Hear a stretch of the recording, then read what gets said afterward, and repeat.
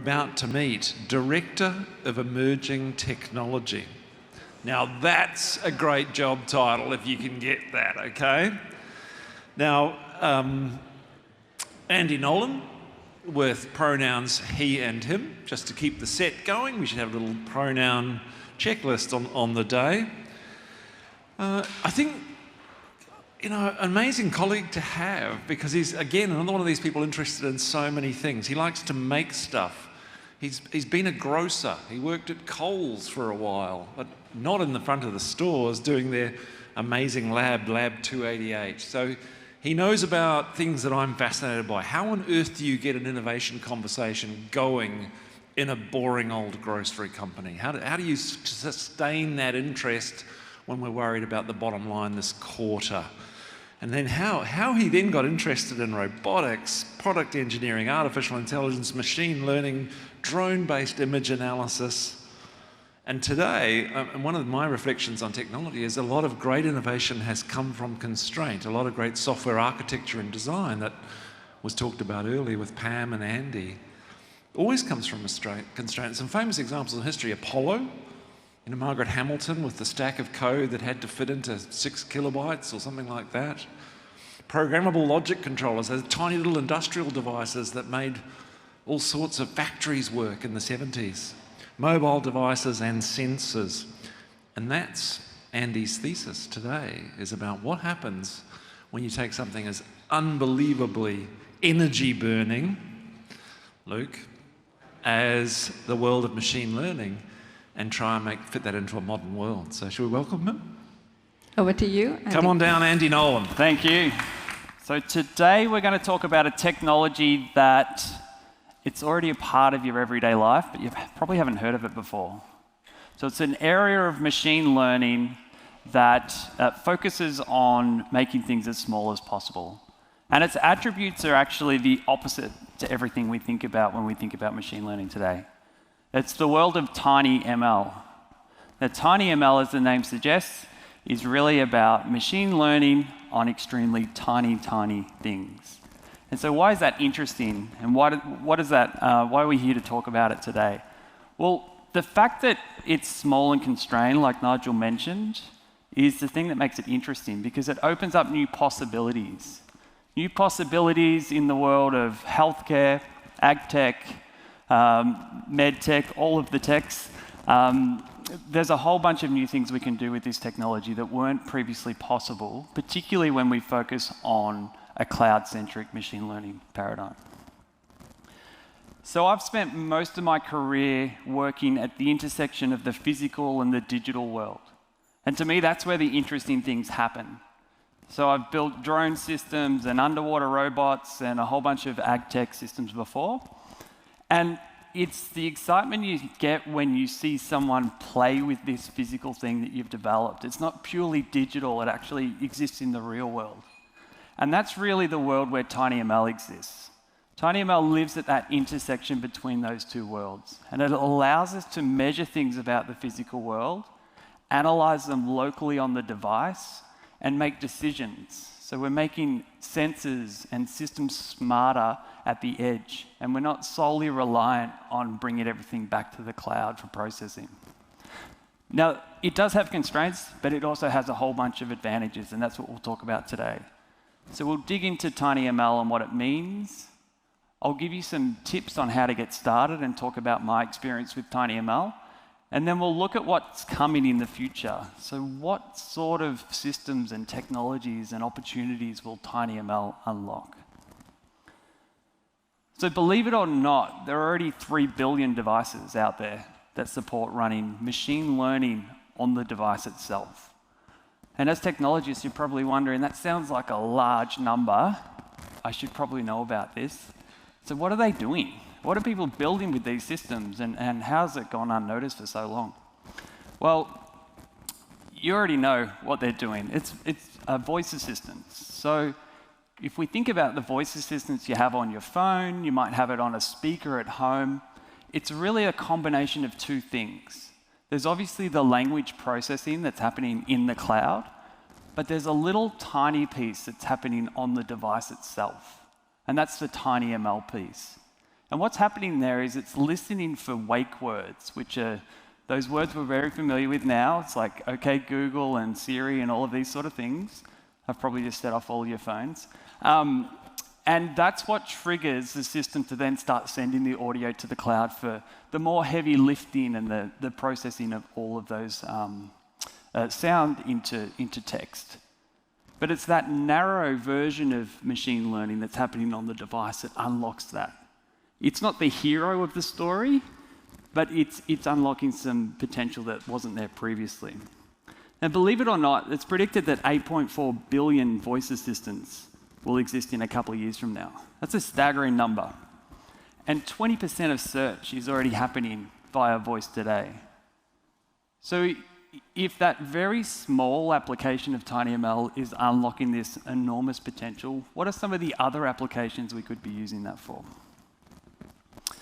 Well, let's dig into the components of voice assistants first.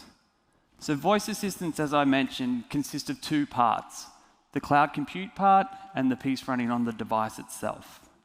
Now, the cloud compute component we can think of as a compute-centric view to machine learning.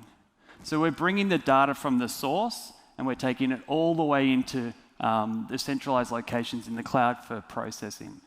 And that has some great advantages because cloud compute, as we know, is almost infinite. Like we can spin up more servers, we can load more data. There's not really a constraint there. Power is not even a constraint in the cloud.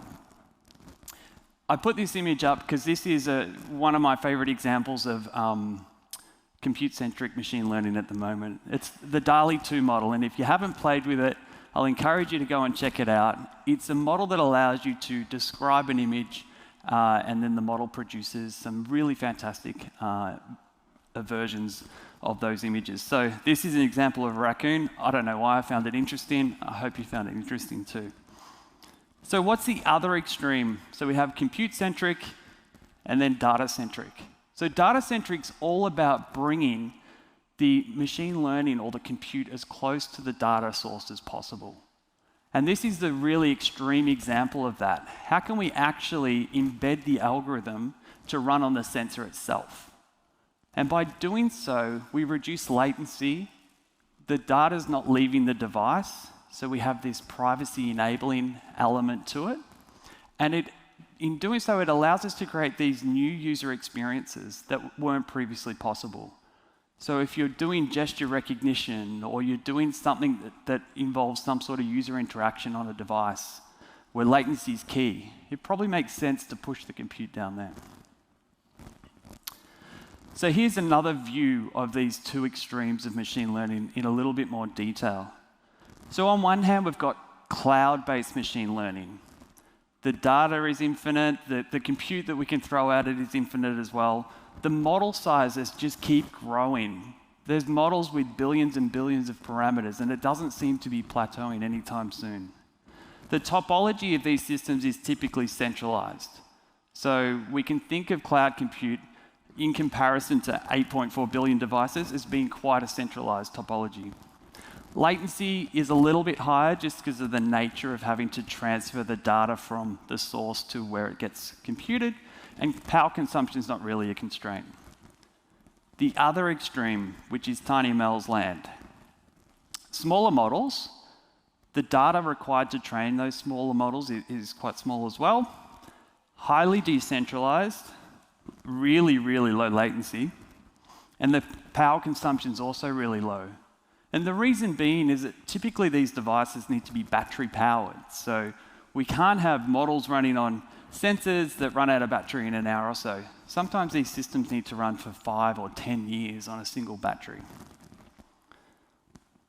So let's dig into phone ML, which is sort of that happy medium between cloud and edge compute. What are we doing on phones today that's exciting?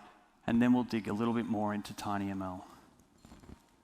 So in 2017, only around 3% of phones actually shipped with AI-enabled hardware. So this is hardware that's specifically added to the device to enable them to do compute associated with machine learning models and to accelerate that and do it in an energy-efficient way. Now that number's increased dramatically. In a couple of years, it's up to 35% of phones in 2020.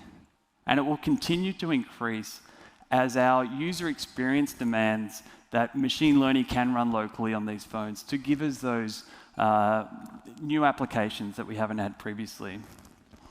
And phones are a great example of really blurring the lines between edge compute and cloud compute. So there's probably a whole bunch of things running on your phone right now, and you're not sure if it's happening locally or if you're not sure if it's been sent to the cloud for further processing. And here are some of those applications that you're probably all very familiar with. So augmented reality experiences, I'm sure you've all had a play with your phone and seen some funny characters running around or something like that. Apple's released this really cool tool where you can actually map a room in 3D space, and it overlays a whole bunch of lines and things to sort of simulate what's happening there. AI in the camera is a big trend. So red eye reduction, lightning images that are taken in dark areas. That's another example of running machine learning locally. Live captions of telephone calls. So that's a great advancement that allows new accessibility for telephones, but even watching videos with live captions. You can do that in real time on your device.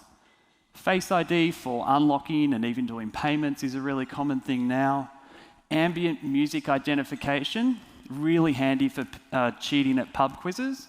And voice assistants and keyboards. So keyboards for correcting your spelling mistakes and things like that. They're examples of things that are probably happening on the phone, but they may also be happening in the cloud, so we can blur those lines. So TinyML. This is the next extreme down from the phone ML example we spoke of before. What does this unlock, and what are some of the constraints, but also the advantages of this approach? So one of the main things about TinyML that isn't available in other paradigms of machine learning is that it often works in an offline mode. So it allows you to do the compute on the device, so we can take or build these devices that may never connect to the internet. So we can build something, we can burn a model into the RAM or the memory of that chip, and we can send it off into the world, and all of a sudden we've created these devices that have this new level of intelligence that maybe previously they didn't have. It allows you to build things that have a much wider audience. So that could be the people, the expense. You could want to run machine learning models at the bottom of the ocean or the top of a mountain. These are the sort of tools that you'll be able to use to do that. Like I mentioned before, because the compute and the data are really closely located, it enables us to use this sort of approach for healthcare and areas where privacy is really key. So I want this application to do this really great thing for me, but I also don't want my data sent off to a third party where I might lose control of that.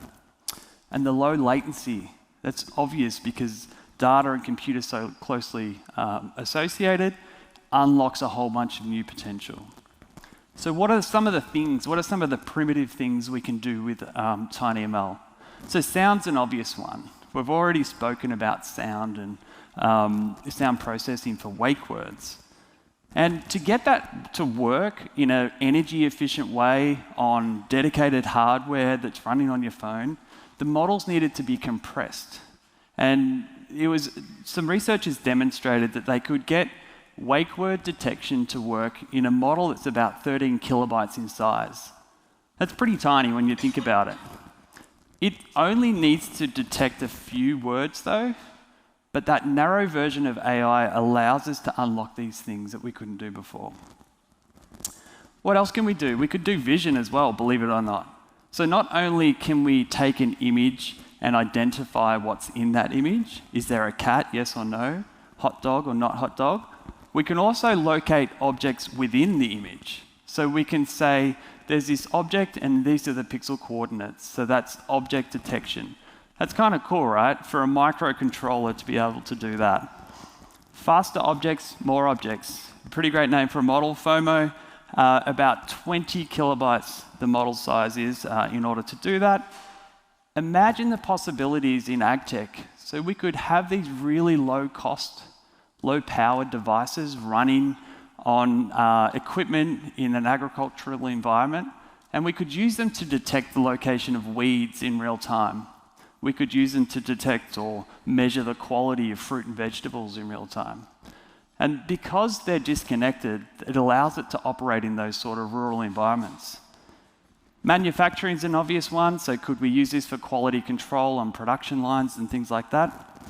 Healthcare, I've mentioned that a couple of times, but making sure that we can take images that remain on the device and maybe don't go elsewhere is another key advantage. And retail, maybe we could use this sort of technology to create that frictionless shopping experience that we've been hearing about for 10 years now.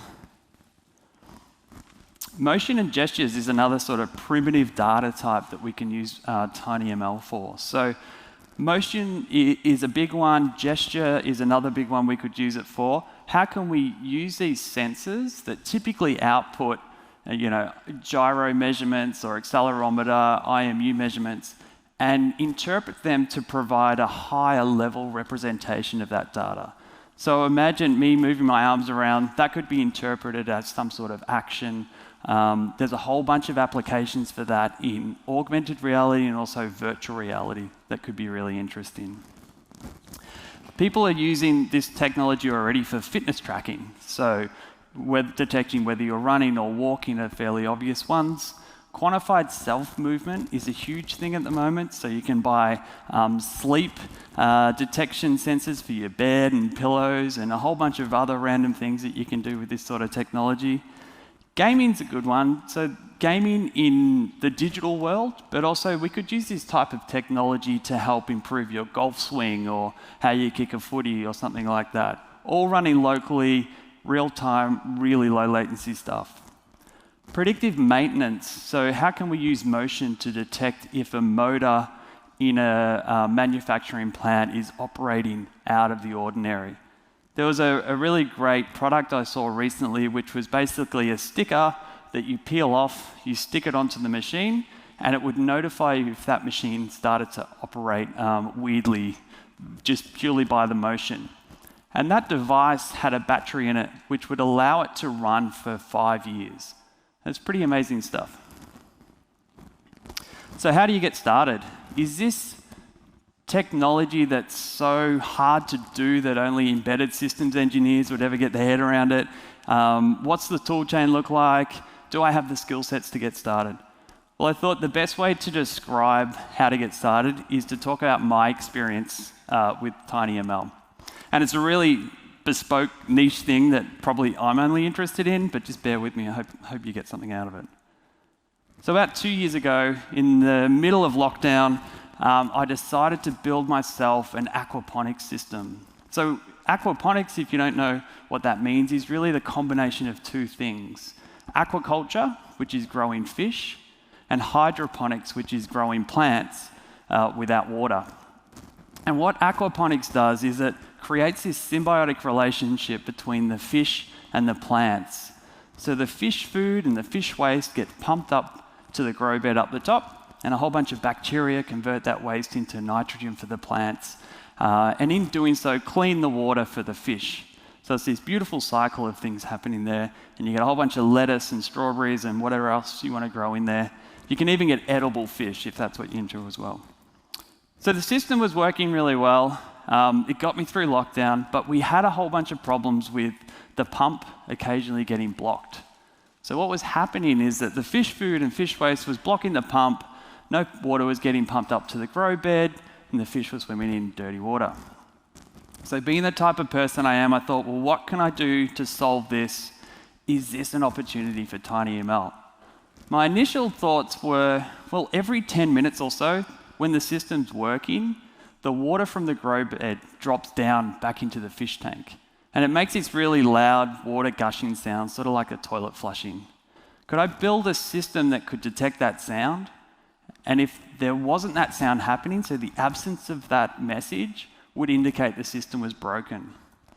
So I started out with the idea, got my phone, went outside, recorded a whole bunch of audio files and sounds of the tank water rushing out, the birds, the kids playing in the backyard, all of that sort of fun stuff. went back inside and labeled all of these audio files, trained a model, deployed it back to my phone, went back outside to nervously test if maybe this idea was going to work. And sure enough, it did. Like very, very quickly, the phone was able to detect the sound of running water. Now, it's not the world's hardest ML problem to solve, but for me, that was exactly what I needed, and it provided a utility that otherwise I wouldn't have had. I didn't really want to leave my phone out there all night taped to the side of a fish tank, so I needed a better solution, and that was to deploy the same thing to a microcontroller. So the next step was plug in the microcontroller, deploy the model I'd created using my phone, and then put that outside to see if that worked. Sure enough, it did work. And you're probably thinking, how long did this whole thing take you? Was that like weeks of work? Was it days of work, or what was it? The whole end-to-end process from coming up with the idea, going and recording the things, building the model, deploying it to the phone, then deploying it to the microcontroller, probably took about 2 hours. So it was an extremely quick process from having an idea to having something running on a microcontroller that at the start of the day did nothing, and then all of a sudden it did this really bespoke thing that I was interested in, detecting the sound of running water. But it provided the utility for me to work out when that system wasn't operating as expected. So how do you do it, and what are some of the tools and tricks you can use? So for my experience, I used a system called Edge Impulse, which is a web-based tool that allows you to collect data on your phone, deploy models back to your phone in a really seamless way. The UI is really intuitive. It sort of follow-you-know stuff will recommend the model type based on the data that you've got. The whole thing sort of happens quite simply. So check out Edge Impulse if you're looking to get started. TensorFlow Lite is another framework that you can look at. So it's from Google. It's the Lite version of TensorFlow, and it's specifically designed for microcontrollers and phones. The last one there is Onyx. Onyx is a really cool tool for just converting between different model types. So microcontrollers might have some special requirements, so you might need to switch between model formats occasionally. So that's a good one to know about. So what do these sensors look like? Here are a couple of examples. There's hundreds out there. This is just a few to give you a sense of it. The top one from Sony, you can connect audio, cameras, GPS to. And the bottom one was the one I used for my project. It's got Bluetooth, temperature sensors, proximity, motion, humidity, and audio. And both of those are development boards. They're probably around $50 or $60 to get you started, but they're pretty packed with a whole bunch of sensors that will probably have everything you need to do your project with tiny machine learning. Now, just to give you a sense, most of the components that you'd actually need, so if you just needed the microcontroller with some sort of audio sensor, there's probably like $10, $15 worth of electronics there. So it'll give you a feel for the sorts of applications you could potentially make with this type of technology. So looking ahead, we've spoken a little bit about phone machine learning, TinyML, what that unlocks. But what will this unlock in the future, and where are we heading with all of this? So we're going to create these new human-computer interfaces with this type of technology. It's going to be cheap, it's going to be everywhere, and it's going to scale really, really well. What sort of systems will then that create? Well, I really love this idea of a teachable machine. So like in my example, when I spoke about taking a microcontroller from sitting on the shelf for the last sort of 5 years to doing this utility really, really quickly, is a great example of a teachable machine.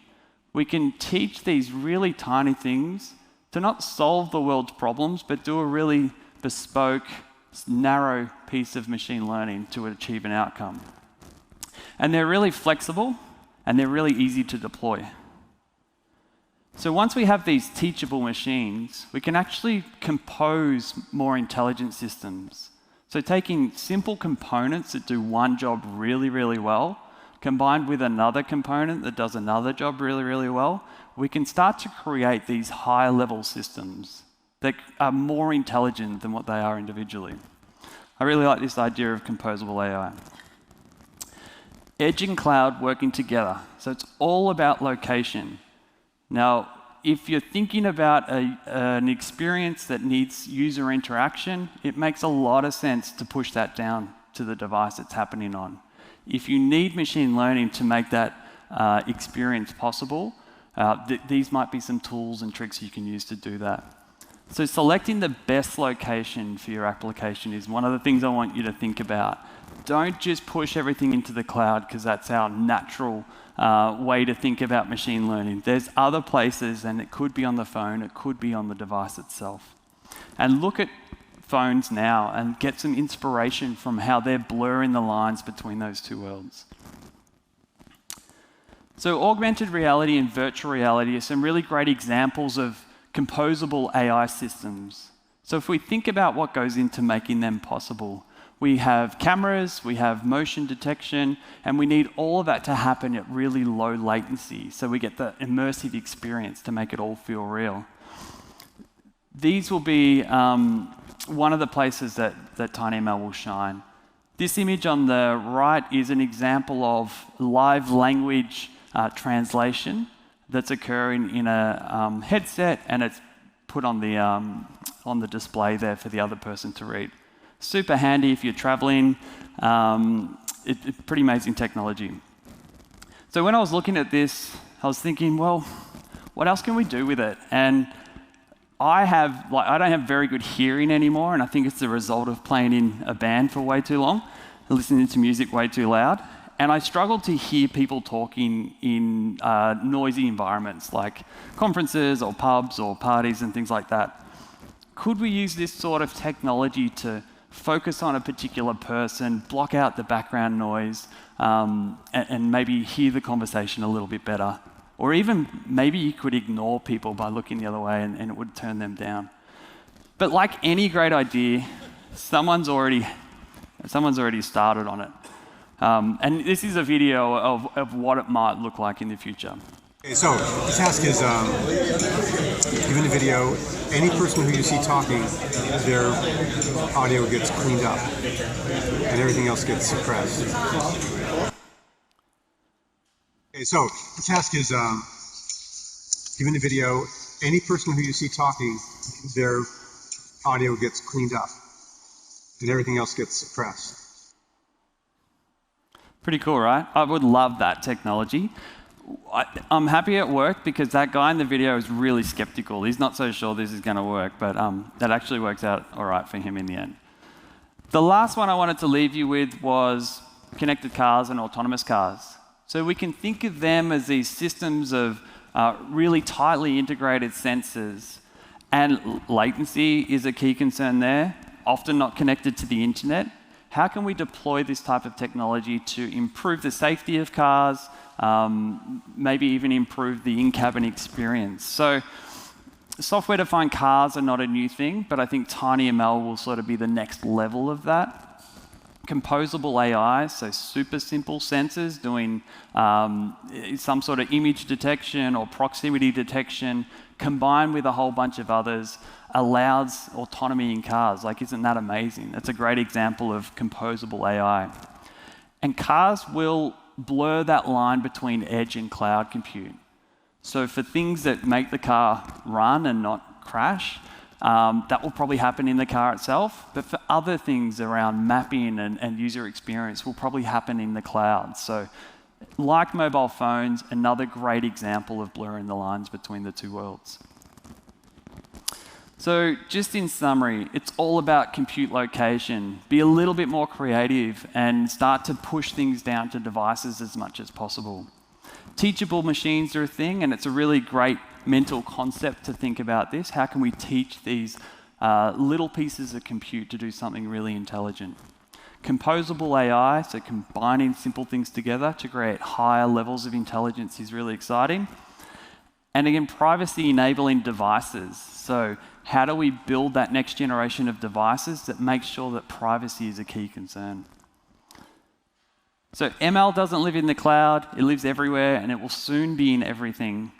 We have TinyML, the tools exist today. We can create these privacy-preserving devices to improve experiences and maybe even improve the environment while we're at it. It's much easier than you think to get started with decentralized machine learning on low power, low compute devices. Thank you very much.